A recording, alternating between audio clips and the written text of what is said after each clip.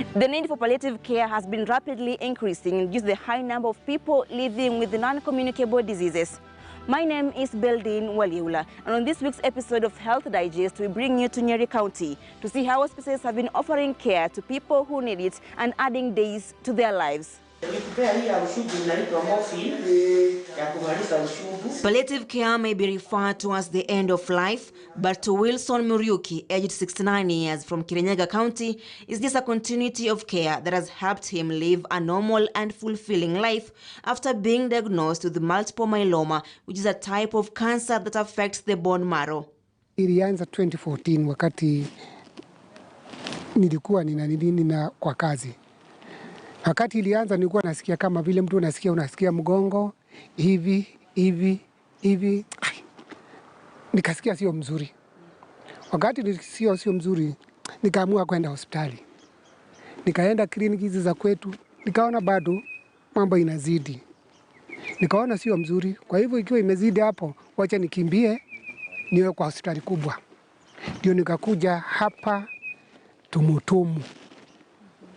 Wakati nilipimwa hivi, nikaanza matibabu, nikapimwa damu, nikaambiwa nipigwe X-ray ya mgongo. He was then started on chemotherapy, which he completed and felt better for some time. Ukinikuta huko mimi mzee mzuri sana, hata uwezi kusema iko mahali panauma, wacha yaanze tena. Ikaamuka ile ugonjwa kwa sababu silikuwa sijapona kabisa. Wakati ilianza tena ikarudi kama nikarudi tena huko Tumutumu tena. Nikalazwa tena, nikalala. From here, Muriuki continued with care, but a challenge came when he was unable to get his medicines. Wakati mmoja, siu moja alikuwa ananiandikia na niomba, enda tafuta morphine, tuone kama itakusaidia. Nikaandikiwa morphine. 2019 nikaandikiwa morphine. Kuandikiwa morphine nikakuja kutafuta sasa hiyo. Nikamwambia nyinyi mko naye? Wakaniambia sisi hata hatutengenezi. Hakuna dawa kama hiyo. Labda uende uangalie kwa chemistry, uone kama utapata. Nikasunguka Karatina yote. Nikakuja nikasunguka Miro yote. Nyeri yote. Wakati nilikuwa nasunguka, ndio nikaingia mali kwa chemistry. Kaniambia sasa wewe enda uangalie kwa outspan. Outspan nafikiri utapata. Ukikosa huko, sijui utapata tena wapi. Mimi nikaingia njia, kapanda, manake nilikuwa sijajua outspan. Nikapanda hivi, nikauliza outspan iko wapi? Kaambiwa iko hapo juu. Mimi nikaenda mpaka huko, nikapanga laini. Unajua mpaka upange laini ndio ingie kwa dawa. Wakati nilipanga dawa, nikaenda nikapeana karatasi yangu hivi. Nikamuuliza iko dawa aina hii? Akaniambia sasa huwezi pata. Kwa nini? Huku hatutengenezi, labda wajaribu hospice. He got to Nyeri Hospice where he was able to receive the required doses of morphine and other medications that he needed. Wakati huo nilikuwa tumbo inafura. Lakini si kufura tu.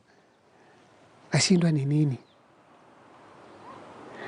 Akaambiwa nikaomgeleza, daktari kaniambia nitakupatia dawa. Hiyo mambo hiyo yote ikaisha. Ikabaki sasa uchungu. Nikikaa hivi, mbavu zinauma pande hii, zinaweza uma pande hii. Na muongo tena unaweza uma pande. Inakaa karibu mwezi mzima. Ilikuwa inamuuma na bado ninakunywa dawa. Lakini wakati imefika kwa kiwango nikarudi tena nikaongezwa dawa. Sasa nikaambiwa sasa nilikuwa ninakunywa 1 mils. Sasa nikaongeza zikakuwa 2. Ndio sasa ugonjwa wangu kaanza kurudi chini. Palliative care provides support to people at any age who are experiencing severe or complex symptoms due to a life-limiting or terminal condition. Palliative care also aims to improve and sustain the quality of life for the patient and their loved ones and enable them to live as actively as possible until their death. Palliative care has helped Eliud Wambugu, aged 76 years, to improve and maintain his quality of life after being diagnosed with colorectal cancer more than 30 years ago. Ulianza mwaka wa 1989. Na ni kama ilikuja ghafla tu, manake asubuhi nilikuwa mtu mzima. Kufikia saa 1 ya jioni ndio nilianza kuhara, nikahara damu. Luckily enough, mahali nilikuwa ni kwa my boss, wakati huo nilikuwa nikifanya kazi na nilikuwa driver wake. He was rushed to hospital. After some time, he was taken to theater for an operation, which was successful, and he went back to carrying out his normal duties while still receiving care. Potoka hospitali, ikawa kuna sinaendelea na kazi. Ikawa wiki 4 ni ya kufanyiwa chemotherapy. Nilikuwa naendaga Friday, akakan, saa 4 nalaswa, kesho yake ndio tena nakuwa released. Maana ilikuwa ate siwezi kufanywa hiyo chemotherapy na niende nyumbani. But with the surgery, his life changed. He has to use a colostomy bag every day for his bowel needs. A colostomy bag, which is a pouch worn outside a patient's abdomen, helps to collect solid waste and air that exits the body without passing through the rectum. Base plate moja ilikuwa ni 250 na bag 150. Na ambapo base plate hiyo yenyewe ilikuwa haiendi hata wiki 2, ilikuwa ile inatumika vizuri, ilikuwa kienda kitu kama siku 5. Naona sasa ni every 5 days natumia 250. Kwa bagi, hiyo bagi itaendelea manake ni, lakini base plate even today ile kitu inatusumbua sana ni base plate. With this, he decided to innovate his colostomy bags to save on cash and time spent on searching for the bags that have become scarce in pharmacies. Yangu nili modify mwenyewe. Ile nilikuwa sasa nikitumia. Kutokea hapo nikawa natumia hiyo.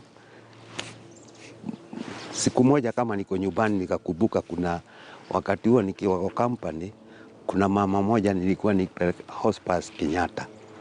Kumbuka nikajiuliza na Nyeri tuwezi kuwa na hospice. Here at Nyeri Hospice, Wambugu has been able to get a constant supply of his colostomy bags and bracelets, and now he doesn't have to use the ones he had improvised. Anao si unajua wanataka misaada kutoka kwa wafadhili. Sometimes wanakosa. Sasa ndipo tulikuwa hata wakati mwingine na wauliza hawezi ongea na kitu kama gavana wetu ama deputy wake, wawe wakipata hata usaidizi mwingine ama serikali yetu ijue kuna watu wagonjwa aina hiyo na wanataka msaada. It has been very big challenge to import colostomy bags. That's one, importation. 2, tax. Some of those things have been highly taxed. So you find the importers, they are not bringing those colostomy bags. And if they are in the market, they are very expensive. I think one goes for 1,000. And you can imagine somebody needs to go to help himself or herself with that condition 3 to 4 times. So we have to budget of 5,000. It's a bit expensive. And the funny thing, this is the second majority of the patients. Currently in our database, we have around 150 patients of who needs those colostomy bags. A hospice offers palliative care services for both inpatient and outpatient with the family members in mind. A concept of not only taking care of the patient, but also taking care of the relatives, because we believe that if you're not infected, you are affected. May not be able to go to their church, but we can know how to bring the church at home for the patient. We are also doing what we call the social care. Social care is whereby we hold a family session and we let the relatives know that they have a part to play for the well-being of their patient. We say that we want to look the patient in totality, not forgetting that human beings need that totality, because you may take care of their physical symptoms, but socially there is nobody to take care of them. The other thing that we are doing here, as we talk of palliative care, is bereavement support. This starts because we know these people suffer from anticipatory grief. Now they have been told their patient is suffering from this disease, and they know that cancer is not an easy disease. So they grieve, and they need somebody to work with them. So that is why we bring in the aspect of the anticipatory grief. We bring in the aspect of the bereavement support. We want to support them throughout. In case the person passes on, we still call the relatives back for bereavement support. And most of the relatives are leaving their loved one under the mercies of nobody. We normally hold a family session to help them know their part. And even the parents are old, we encourage them and empower them on how to employ somebody to be taking care of their loved one at home. 40 kilometers from Nyeri town, we head to Mukurweini, where we meet Dominic Mwangi, 69 years, who is bedridden. He's suffering from prostate cancer. His feeding has deteriorated, and his general body wellness too. He depends on his elder sister, who is 76 years, to take care of him. The nurses from Nyeri hospice have to make the long trip at least twice a week to bring him drugs like morphine and dress his wounds. Since 2019, when Dominic was diagnosed, his situation has never improved. December 2019, somebody referred us to Nyeri Hospice. I went there and registered him, and from that time, they have been coming to see him. They have really helped us because he was in a lot of pain. He used to be in a lot of pain. And since that time, the pain became less, so he's able to feed. He's now able to live comfortably, a bit comfortably. While the patient still faces their illness, the support of palliative care in controlling pain and other symptoms can make each day a bearable experience that allows the patient to make the most of the time they have with their families. Nikimwambia amuka ukunywe chai, ananiambia nisaidie, nikamate mkono hii, nikamkamata, na hii mwingine akakamata kamba, iko kuna kamba, alafu akaamuka. Chakula akikula, mimi namwekea hapa, akakula, akimaliza, nikamwambia sasa utakunywa chai. Apart from offering care, the hospice also cares for the holistic well-being of the patient. They look at the spiritual and psychosocial well-being of its patient. Kwa mwanzo nichukuru hata hospice, manake wanatuitaka hapa. Wanatupea kama ni education, manake wanatuletea lawyers, wanatuletea watu ya kanisa, na sisi nasi kama mimi naji-express na tena nafundisha wale wengine how to survive. Maana kunao mtakutana alifanyiwa operation juice. Sasa anaona kama maisha yake ni hapo inaisha. Lakini sasa nikimjulisha na nimwambia sasa niko na miaka hii na hii. Si niko na 32 sasa. Kutoka 89. Sasa anashikwa na hiyo moyo ya kuona ati vile ataishi. With Nyeri having many cases of patients living with non-communicable diseases, the county deputy governor has taken a personal initiative as a palliative care ambassador to ensure people get early diagnosis, especially for cancer. I happen to unfortunately come from a family that has had a couple of cancer patients. My dad died when I was a little girl at the age of 13 from cancer. Just after my grandmother had died from cancer. Then my auntie also died from breast cancer. Currently my only sister is battling lymphoma, which is a sort of a cancer. And therefore I have walked the cancer journey with people that I really, really loved and cared for. And some of the things that I have learned from each and every one of this journey have been of impact for me, and that is why when I became DG of Nyeri, and especially because Nyeri is ranked highest in cancer cases, I took up this initiative of bringing people up to speed with the dangers of cancer, the importance of routine screening, and mostly palliative care, end of life sort of care, which is something that a lot of people have not been talking about. The whole continuum of care, for cancer patients.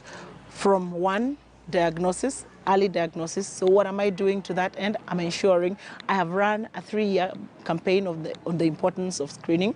We've done a little bit of research and that points us to the direction of the most prevalent cancers. For women, it is breast cancer. For Nyeri women, it's breast cancer and cervical cancer.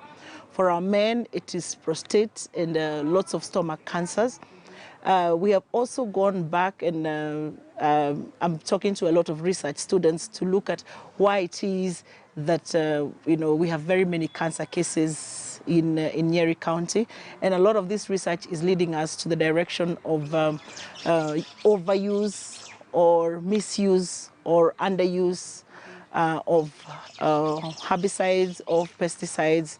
So there's a sensitization campaign to the community on the use of these agricultural chemicals, because I have reason to believe, based on the small research that I've been able to do with a lot of students, that this is a weak link. She says it's important to ensure patients who are being nursed at home get premium care, even if there's nothing more doctors could do. The difference between, you hear a lot of people saying so-and-so died at home or so-and-so died in a hospital, but there are people that you hear that they rested in the comfort of their homes, and they rested being surrounded by the love and the warmth of their family.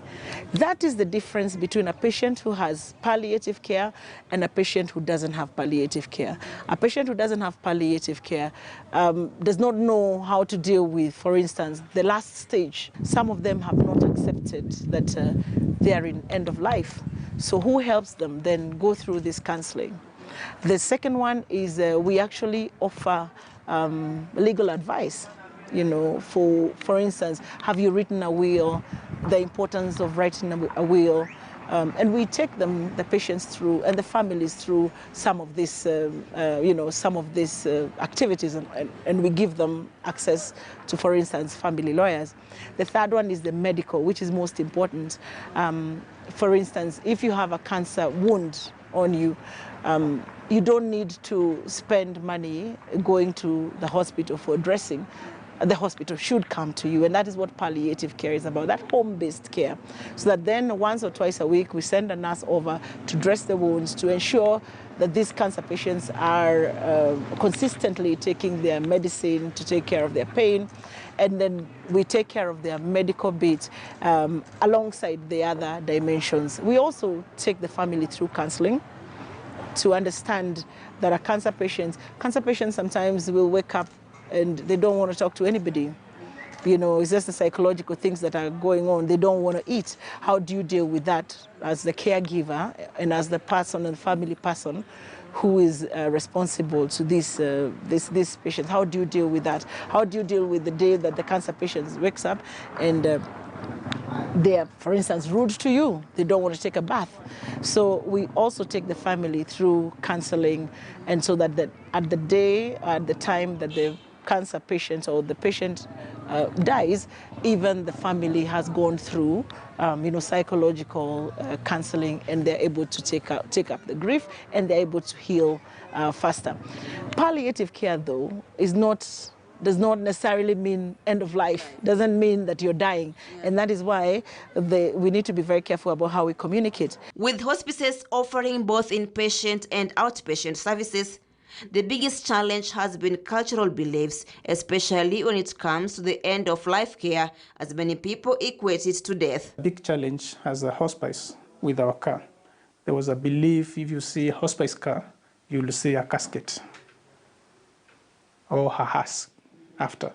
So that was the stigma we were facing. Palliative and hospice care is not free, and the policymakers are calling on the National Hospital Insurance Fund, NHIF, to pay for palliative care services. I believe that NHIF should be able to have a component of palliative care in all their packages.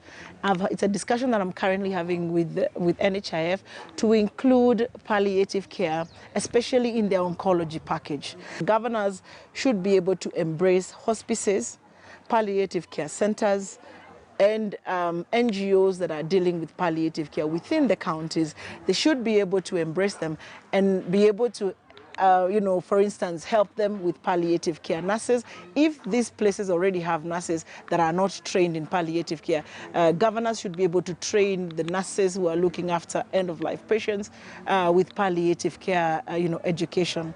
The other thing that county governments can do across the country is ensure that the hospices scattered around the country or the palliative care centers are also given medical supplies, the morphines and the other drugs that are used by palliative care patients are supplied free of charge to these centers. Once you get a terminal illness, you spend a lot. Health is a huge bill in our families. So we have been discussing with the NHIF to up the package for palliative care. Palliative care and hospice services are an important component when it comes to management of terminal and chronic illnesses. Experts advise that it's high time for Kenyans to embrace it. Building Walieula, KTN News.